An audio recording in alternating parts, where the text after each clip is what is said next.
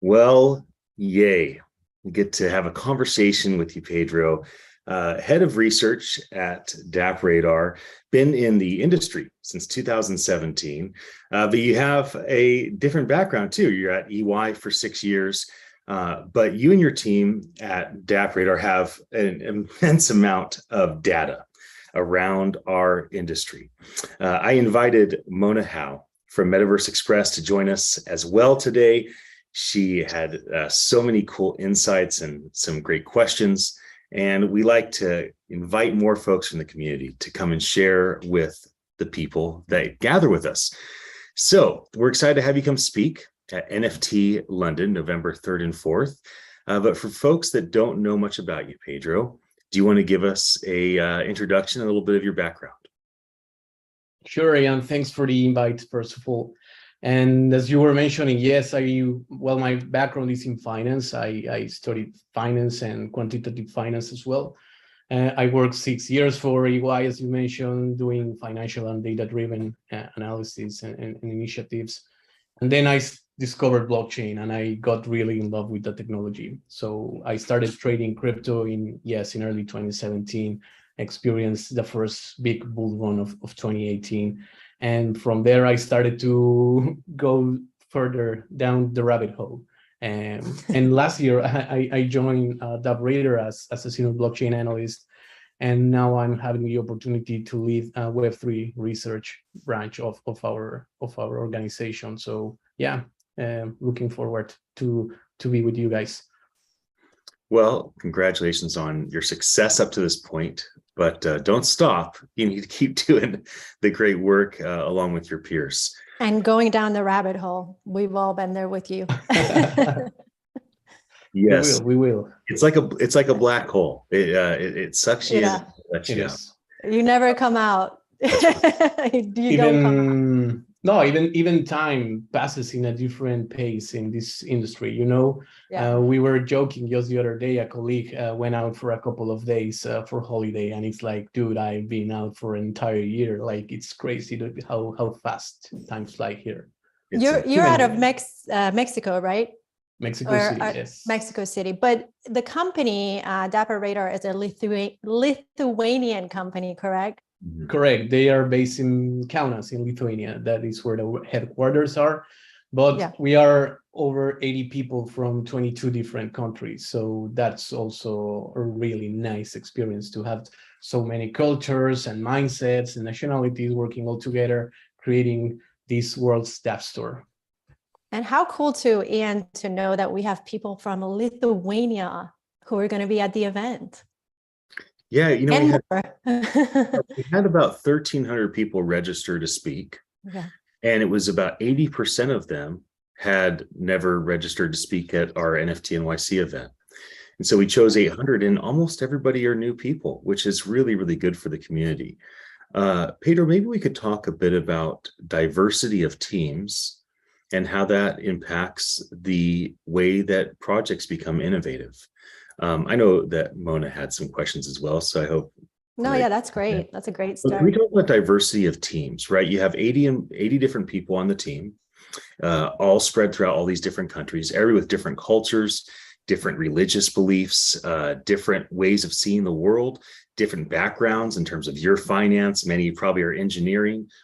How has that helped your team build what you've built, and what do you like about having a diverse kind of spread team, especially still being kind of a small team, right? You're not thousands of people. You're still kind of a manageable team where everybody can connect. But I'd love to hear your thoughts on that. Well, first of all, the disclaimer would be that it's a big challenge. It's not easy to coordinate that. The simple example is we were in Barcelona. I'm based in Barcelona right now. They came to Barcelona a few weeks ago, and my team was trying to go to dinner all together, and we could not agree because somebody didn't like pizza and other didn't like Korean, and it was a total mess. So we ended up eating Chinese, which is more international. So first of all, it's a challenge, but once you get the wagon rolling, it's a really nice experience to have. I think having the mindsets and the openness. First of all, you need to be open to listen different opinions, no, But it's also really helpful to see what's working in Southeast Asia, what's working in Africa, what's working in Latin America, and what's working in Europe. So I think we have managed to get all and combine these mindsets and ideas into fruitful products. But yes, it's a challenge, especially also it's something that we all experience in the pandemic. Working digital is also a challenge itself. You lose the dynamic interactions that human relations have when you are talking face to face. It's super different to be in a brainstorm session through our screen than being in a brainstorm session all together in a war room, drawing in the blackboard. So yeah, that's also a challenge. But I think our main success has been placing key people in key roles that we could all manage and learn all together. That I think it's what makes that breeder great. It's funny because, it actually is helpful because this industry is so dynamic and international as well, that thankfully having these events really gave us a reason to bring everyone together from all over the world. And finally, for us be able to see each other in person, shake hands, give hugs, and say, you know what, you are a real person, you're not an avatar. But so I think, we're all on the same page with you, but you guys, just what an incredible, phenomenal, I should say, research tool you guys are providing. You guys are giving access through Radar to 10 different blockchains. Am I right? Over 50. Oh my God. I was way off. How many dApps before? Is it 9,000? Yes, over 5,000 dApps. I mean, there are some inactives, but we have listed around 5,000 to 8,000 dApps. Incredible. And how many NFT collections? Way over 1,000. I could say between 1,500 and 2,000. I mean, you guys cover it all, from NFTs to DeFi to blockchain to gaming. I'm just so excited to see what you bring to the stage at NFT NYC London. You have a wealth of knowledge, so I want to see what what you're going to focus on. So we are very excited to have you. But I guess what I really am interested to know is that you have such a bird's eye view on the blockchain, and considering that we're in the midst of this bear market, where are you seeing most of the blockchain interactions right now with dApps? So definitely they are still coming from games. So the dApp industry started to evolve really heavily in the summer of 2020, when the summer of DeFi really kicked in. Mm-hmm. So we have an entire year of DeFi, and then last year, the year of NFT. This is where we started to see NFTs, and most importantly, games took over, like in October, when also all the metaverse narrative around Facebook and everything started also to create a lot of hype in the market. So since then, I gotta say that around 50 to 60% of the blockchain transactions are coming from blockchain games, and that's still a trend. Huge. Wow. So yes, for example, I shared a tweet earlier today that Gameta, or Gameta, to be honest, I don't know how to pronounce it, but it's a Solana-based game. Over the last week, it has been the most used app, surpassing PancakeSwap for the first time in quite some months. And so I gotta say that Alien Worlds, Splinterlands, Axie Infinity still has a good usage number. So I gotta say that games are still dominant right now. That's incredible, because I always felt like, I think NFTs and gaming is gonna kind of take the burden of the industry and kind of pave the way. And I know you're an avid gamer too. So talk to us about I want to kind of go one step further and have you kind of talk to us about what you see today with the activity of games on the blockchain. How does it compare to, say, 2019, when it all first started and it was a niche, to what it is today? What is it doing that you're seeing? So it's been an evolution of the last 18 months, right? Because it all started with the play-to-earn paradigm that Axie Infinity spearheaded in the Philippines. We saw a documentary narrated by Leah, and everybody was talking about Axie Infinity and how people was earning revenue from a blockchain, from a game. It was crazy. It was a kid's dream. I'm going to, my work when I grew up is going to be playing video games. Just this is what I dreamt when I was a kid, but it became a reality. And right now what we are seeing is the transition of that play to earn mindset to games that are actual fun rather than being farming tools. So people are connecting them to play, and they also give you the ability to earn, which is what we need to this industry to really become mass adopted. And talking about games, what we see is also metaverse type of games like MMORPGs, like virtual worlds, where people can also socialize and gather with friends and do interactions there, is what it's going to be huge, apparently. That's fascinating. Ian, I'm sure you probably agree with the direction that we're going as well, right? Yeah. Go ahead, Pedro. No, sorry. I thought it was. So I'm very intrigued by your role at DappRadar because you have so much knowledge. I'm going to ask you this question. We all see projects explode overnight, right? So like Goblins would be an example. One of the very first free mints, and it just exploded, and everybody thought, okay, well, at this, it's never going to go higher, and it just kept rising. We've also seen projects implode overnight.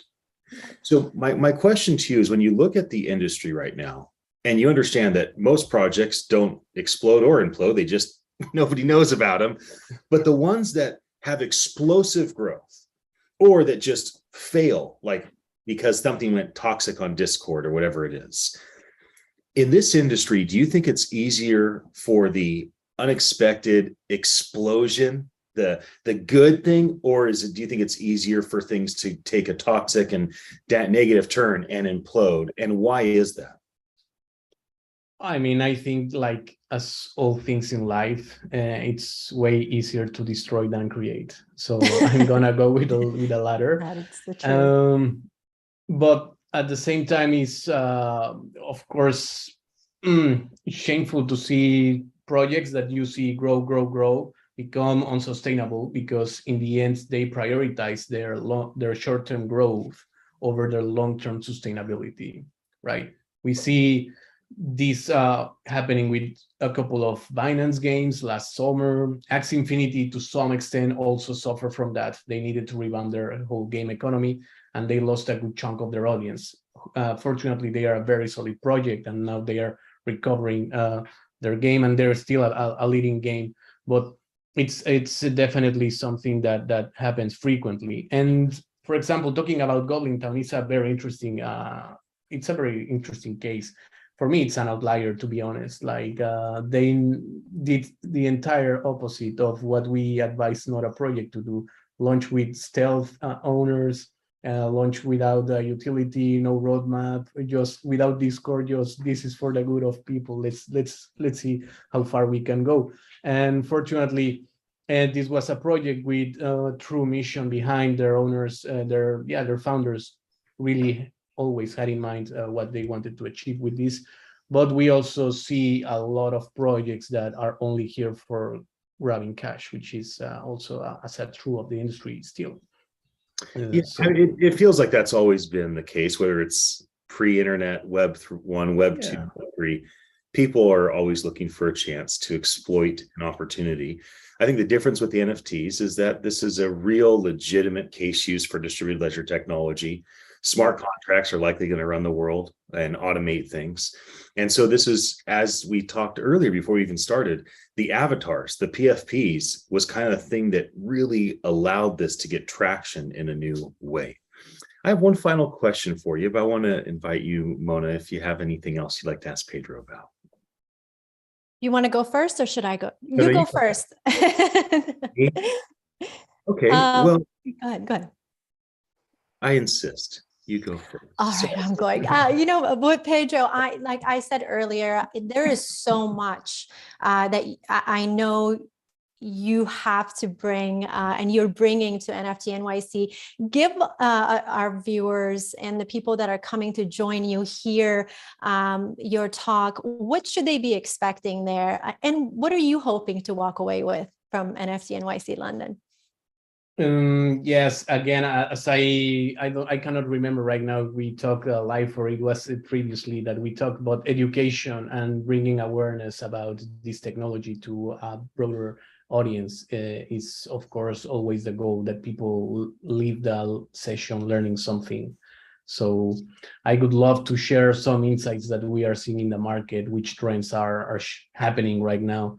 But also, as Ian just said, like, we talk about NFTs being avatars or probably even virtual worlds, which is probably the most popular use cases, but there is way too much behind, way too much behind. So it will be interesting to explore what's up next for this exciting category. Amazing. Amazing. I'm sure the community is looking forward to hearing and learning and meeting you there. And we too, me and Ian. Right. Your first language is Spanish, is that correct, Pedro? Sí. Yeah.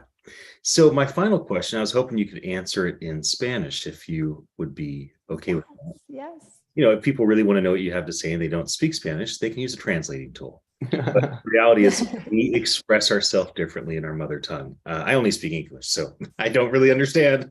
I do get the concept. So your proposed talk for NFT London in November was More Than JPEGs, Unlocking NFT's True Potential. As we wrap up our conversation, can you just share with us, what do you think is the true potential of NFTs now and moving forward? And just cast a vision, but do it in your native tongue, please. Okay, so this is more difficult for me in Spanish, but I will try. Okay. El mercado de los NFTs se popularizó gracias a toda la demanda que tuvieron colecciones de avatars como Bored Apes y CryptoPunks. Luego vino el hype cycle de Meta con Facebook, y vimos proyectos como Decentraland, The Sandbox y Otherside agregar mucho más valor a la industria. Pero esto solo es el comienzo. Tenemos muchísimos casos de uso que se podrían aplicar a diversas industrias. Mencionamos tickets, por ejemplo, el caso de Ticketmaster, que acaba de hacer un partnership con Flow Blockchain para, literalmente, tus tickets van a ser NFTs. Esto reduce la piratería y el mercado negro. El mercado de la música tiene un mismo caso de uso. Tenemos el arte y hasta simplemente aplicaciones como Real Estate en las casas, donde podremos tokenizar los inmuebles y de ahí poder jugar con diferentes instrumentos financieros. Se puede que devengues una renta mensualmente por la posesión de un NFT como tal. Y bueno, en supply chain también hace mucho sentido. Hay hospitales, médicos, hay muchas aplicaciones para NFTs. Y bueno, este es el objetivo de la plática, no quedarnos solamente con la idea de que es un avatar, que es un JPEG, sino que hay muchísimos negocios y simplemente actividades cotidianas en las que nos vamos a poder beneficiar de ellos. I understood 30%. How about you, Ian? I understood some of it. More than me, I hope. I do understand Spanish. Can't speak it great. But I think it's important that as a community, we recognize NFTs are currently impacting the first world, right? Most people involved in NFTs are English speaking. There's a big world that's desperate for automation. And so it's important that we create spaces for people to learn about things in a way that they can feel it. So Pedro, thank you for sharing in that way with us. We look forward to having you at our event. And for anybody that watched this conversation, thank you for your attention. I'll be back again soon with another one of these conversations. Thank you, Pedro. Thank you. Looking forward.